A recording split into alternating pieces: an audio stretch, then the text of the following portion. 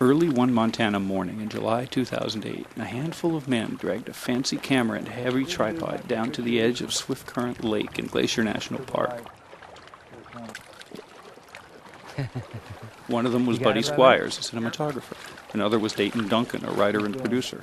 And the third was their director, the most successful documentary filmmaker America has ever seen. As you come here, it makes you see, you're humbled by your experience.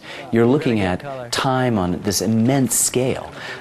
It makes you feel small, and yet that perception of smallness is actually the beginning of your growth. Since the late 70s, Burns and his friends have taken on the Brooklyn Bridge, the Statue of Liberty, the Civil War, World War II, baseball, jazz, Mark Twain, Frank Lloyd Wright, and now the national parks. The Parks Project, to air in late 2009 on PBS, will cover 12 hours. Oh, right, this belongs to you.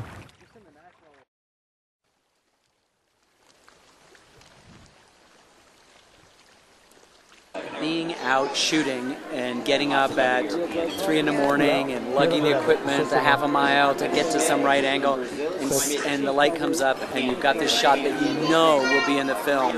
Or when you're in an archive and you've got an amazing photograph and you put it up on the easel and you go in and you make a lot of different shots out of that one shot and you inhabit the picture and it comes alive. You not only see it, but you listen to it. You can hear the soldiers tramping or the ice cube in the bar clinking if it's a jazz bar. And then the second thing is in the editing room, because all of this stuff means nothing if you can't figure out some way to put it together.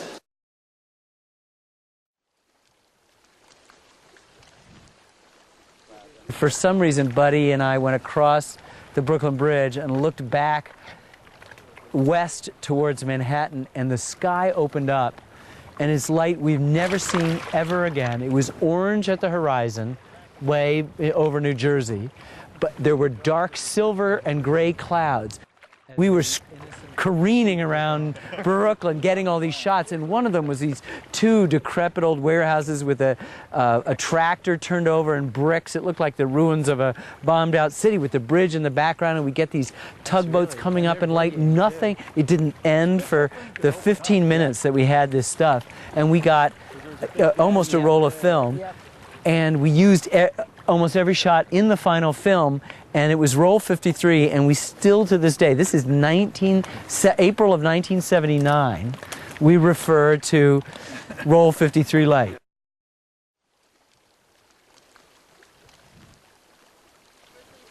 For the first time in human history, land was set aside not for the pleasures of kings and noblemen and the very, very rich, but for everybody for all time. In a culture so dedicated to the almighty dollar. So how did this happen? Who were these people who set these places aside? This is a park who's a classic example of the power of the railroads. Louis Hill and the Great Northern made this park. They thought that by controlling the access to this park, by setting up the resorts, more people would ride in the railroad. And it's true, it was a big success.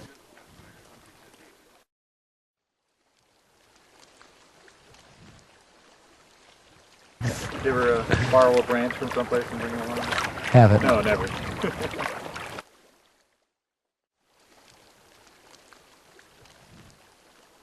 My family life was horrifically tragic. My mother, there was never a moment when I wasn't aware that my mother was tremendously sick with cancer. I was told when I was 6 or 7 that she was going to die within 6 months. She died a few months short of my 12th birthday. But one weekend, we were living in Newark, Delaware. My father was an anthropologist. He took me after school on a Friday and we drove to my grandmother's house, just my dad and me. And we drove from Baltimore to Front Royal, Virginia, which is at the top of the Skyline Drive, at the top of Shenandoah National Park. We drove through tunnels, which I'd never done. We drove through clouds, which I had never done. We saw deer on the road, which I had never seen. We saw a bear. We had a campfire. We took a hike to see a waterfall, which I had never seen. We turned over logs and saw these bright orange salamanders scampered away, and I caught one, and I will never forget the thrill of it. This is the portal to immortality. These places provide these kind of windows into that, not just because they represent timelessness themselves, this mountain, how long has it been there?